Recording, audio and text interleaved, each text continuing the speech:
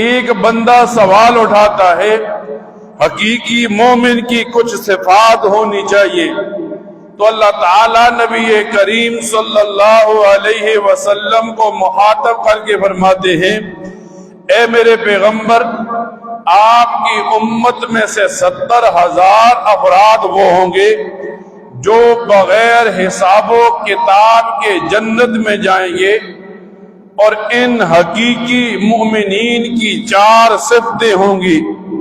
فرمایا پہلی صفت یہ ہوگی کہ یہ جھاڑ پھونک کرنے والے نہیں ہوں گے۔ آج جس معاشرے میں ہم رہتے ہیں، لوگ قرآن سے برکت کم اٹھاتے ہیں، لوگ نماز سے نیکی سے برکت کم اٹھاتے ہیں، اور جادو ٹونے کو لوگ مذہب اور عقیدہ بنا لیتے ہیں۔ یوں آتا ہے کتابوں کے اندر، اللہ تعالی جب کسی علم والے عالم کو گمراہ کرنا چاہتے ہیں تو اللہ تعالی اس عالم کو جھاڑ پھونک کے معاملے میں لگا دیتے ہیں۔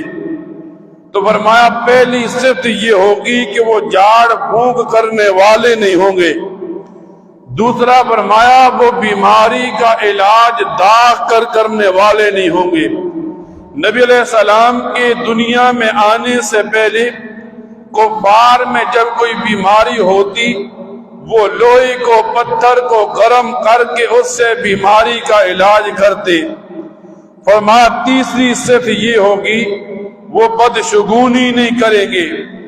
فرمایا ان لوگوں کی صفت یہ ہے، ایک مسلمان کو بیماری ہے، دوسرے مسلمان کے ذہن میں یہ بات نہیں آئے گی کہ اگر میں اس کی تیمارداری کروں گا تو مجھے بیماری لگ جائے گی، اس کا میں جھوٹا پانی پیوں گا تو مجھے بیماری لگ جائے گی، میں بیمار کے ساتھ رہوں گا تو مجھے بیماری لگ جائے گی۔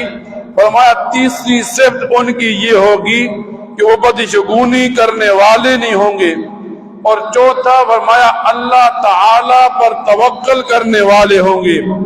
مصیبت آئے گی تب بھی وہ اللہ کے ساتھ تعلق نبھانے والے، خوشی آئے گی تب بھی وہ اللہ کے ساتھ اپنا رشتہ نبھانے والے ہوں گے۔ جب مصیبت آئے گی امتحان سمجھ کر وہ صبر کریں گے، اللہ تعالی کامیابیوں کی منزلوں پر انہیں سوار کر دے گا۔ پھر حدیث کی کتابوں میں آتا ہے، فرمایا حقیقی مومن کی 2 نشانیاں ہیں۔